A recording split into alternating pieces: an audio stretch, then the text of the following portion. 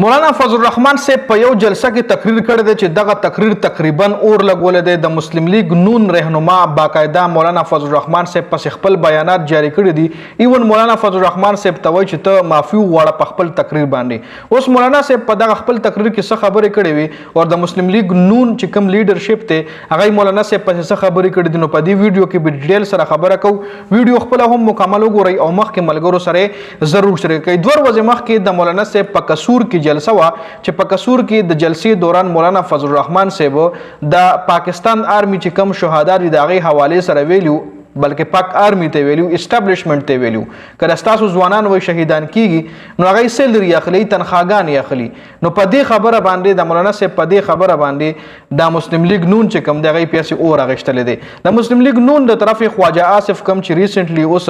وزیر دفاع د پاکستان هغه د مولانا صاحب حواله سره ویلي چې مولانا صاحب لا داسې تقریر نو کول پکار یعنی مولانا صاحب لا داسې سخت الفاظو کې تقریر نو کول پکار بیا د مولانا فضل الرحمن صاحب چې کم سپورټرو هغه خواجه آصف تکرار جواب ورکو چې تا هم اسټابلیشمنت پسې خبرې کړې وي تا هم پاکستان آرمی پسې خبرې کړې وي نو پاغه ورته هم د خواجه آصف بیان ورکړی چې سره په دې ویډیو کې ډیسکس کوم چې خواجه آصف د مولانا صاحب سپورټر ته څه جواب ورکړی دینه علاوه اون چودري شو اختیار ولی شو حنیف عباسی شو ډیر داسې د مسلم لیگ نون ایم ان ای ایم پی ایس دي چې خپل خپل بیانات جاری کړي دي چې په میډیا باندې ډیر زیات وایرل هم دي اون چودري ویلي دي چې مولانا فضل الرحمن صاحب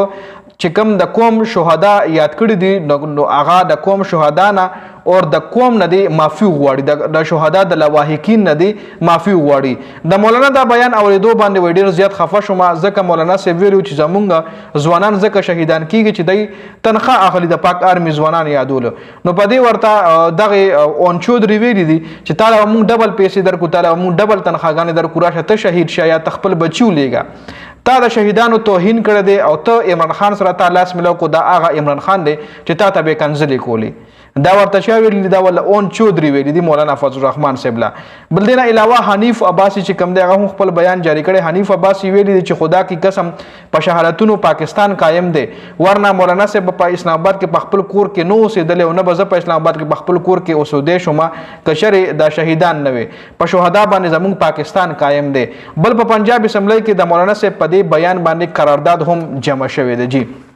خواجه آصف چې کوم دی هغه د مولانا سپورټرو ته څه جواب ورکړو اوس په دې خبره کو ځکه د مولانا سپورټرو خواجه آصف ته ویلو چې تا هم د اسټابلیشمنت او د پاکستان آرمی خلاف بیانات ورکول هغه څه شو نو ورته خواجه آصف ویلي دي چې ما کوم بیانات ورکړو نو هغه شل کاله مخکې ما ورکړو او ما د پرویز مشرف په وخت کې ورکړو او پرویز مشرف چې څومره زیاتې پاکستان سره کړي د پاکستان عوامو سره کړي دي نو هغه په تاریخ کې پروت دی دا غي نه هر سړی خبر دی نو ما د مشرف خلاف دا بیان جاری کړو او نن خو د پاکستان فوج چې کوم دی دا غي په قیادت کې پاکستان